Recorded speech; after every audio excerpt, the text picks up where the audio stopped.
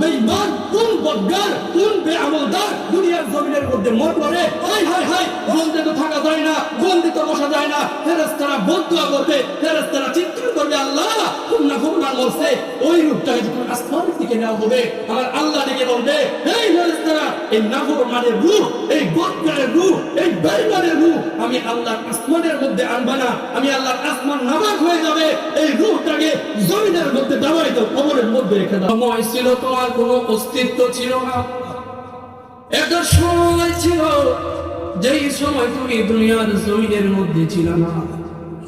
একটা সময় ছিল রে, যেই সময় তুমি তোমার মায়ের গর্ভের ভিতরে ছিলে, অন্ধকার একটা জগতের মধ্যে ছিলে।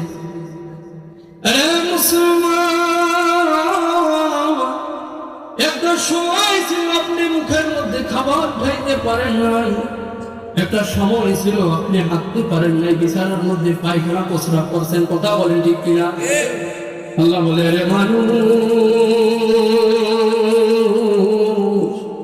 ওই সময় আমি আল্লাহ তোমার লালন পালন করছি।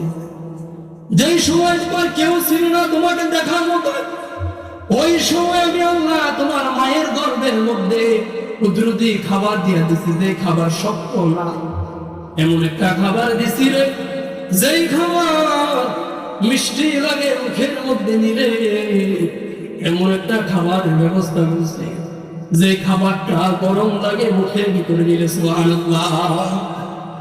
এর মানুষ, একটা সময় ছিল তোমার মুখের মধ্যে দাঁত ছিল না। ভাই, একটা সময় ছিল রে, যে সময় তোমার শরীরের মধ্যে যৌবন ছিল না। এ বাবাজি,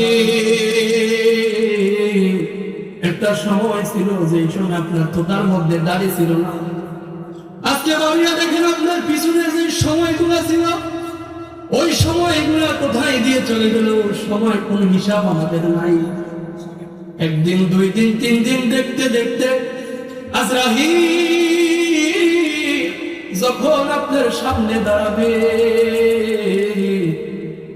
ওই সময় একটা সেকেন্ড সময় আপনাকে দেওয়া হবে না। ঠিক না? আমার মুসলমান বাবা, আল্লাহ নবী বলে, এ দুনিয়ার মানুষ শুনে রাখো, হাসরের ময়দানে তো ভয়ঙ্কর হবে, কবরে তো ভয়ঙ্কর হবে। দুনিয়ার জমিনের মধ্যে থাকা অবস্থায় হাসরের চিন্তা করো, কবরের চিন্তা করো।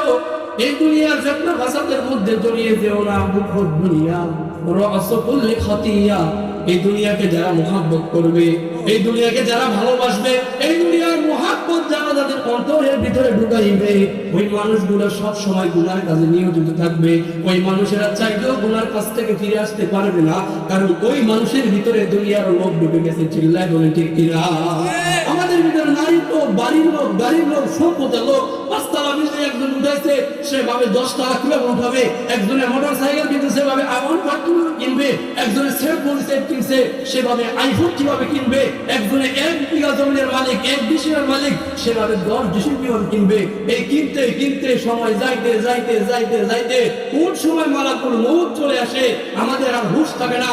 ওই সময় আল্লাহ করে চিন্তা করে, আজরাইল একটু সময় দাও, একটু সময় দাও, একটু সময় দাও। আজরাইল বলে, না না না, এখন আর সময় নাই, সময় তোমাকে বহুত দেওয়া হয়েছে, তুমি আল্লাহর দিকে ফিরে যাও নাই। আল্লাহ তা'বুদুন, যে আল্লাহ তোমাকে সৃষ্টি করেছে, সে আল্লাহর দিকে তুমি ফিরে যাও নাই। এখন আর সময় নাই, এখন আর সময় নাই। আশা করিয়ে যদি আপনি গুনাহগার হন, পায়ের টোটা থেকে বাড়ি শুরু করবে, মাথা পর্যন্ত যাবে, মাথা থেকে বাড়ি শুরু করবে, তলা পর্যন্ত যাবে। আসমান থেকে কালো ফেরেশতা, বদ্দার ফেরেশতা আপনার রূপটাকে একটা খারাপ একটা রুমাল দিয়ে, দুর্গন্ধ রুমাল দিয়ে, যে ব্যক্তি নাফরমান হবে, তার আত্মাটাকে যখন তার সিনা থেকে, তার দেহ থেকে বের করবে, আসমানের মধ্যে দুর্গন্ধ চলে যাবে। ফেরেশতারা বলবে, কোন নাফরমান, কোন বেঈমান, কোন বদগার, কোন বেআমলদার দুনিয়ার জমিনের মধ্যে মত করে। হায় হায় হায়, বন্দে তো থাকা যায় না, বন্দে তো বসা যায় না। ফেরেশতারা বদদুয়া করবে, ফেরেশতারা চিৎকার করবে, আল্লাহ কোন নাফরমান মরছে, ওই রূপটাকে যখন আসমানের দিকে নেওয়া হবে, আমার আল্লাহ ডেকে বলবে, এই ফেরেশতারা, এই নাফরমানের রূহ, এই বদগারের রূহ, এই বেঈমানের রূহ আমি আল্লাহর আসমানের মধ্যে আনবা না, আমি আল্লাহর আসমান নাবাক হয়ে যাবে, এই রূহটাকে জমিনের মধ্যে দাবাই দাও, কবরের মধ্যে রেখে দাও। নাউজুবিল্লাহ। ভাই বুঝছেন কিনা? এই রূপটারে ফেরেশতারা কবরের মধ্যে রাখবে, আর কবরের মধ্যে যাওয়ার পরে আল্লাহ নবী বলে জাহান্নামের একটা আগুনের পোশাকটাকে পরানো হবে, পায়ের মধ্যে জাহান্নামের জুতা পরানো হবে। ওই জাহান্নামের আগুনের পোশাক পরানোর পরে আপনাকে যদি কবরের মধ্যে শোয়াই দেয়, দুনিয়ার এক সেকেন্ডের আগুন আঙ্গুলের মধ্যে লাগলে ডাক্তার লাগান, টুথপেস্ট লাগান, মলম লাগান, কত আগুন কি লাগান সহ্য করতে পারেন না। জাহান্নামের আযাব কবরের মধ্যে যাওয়ার পরে আপনাকে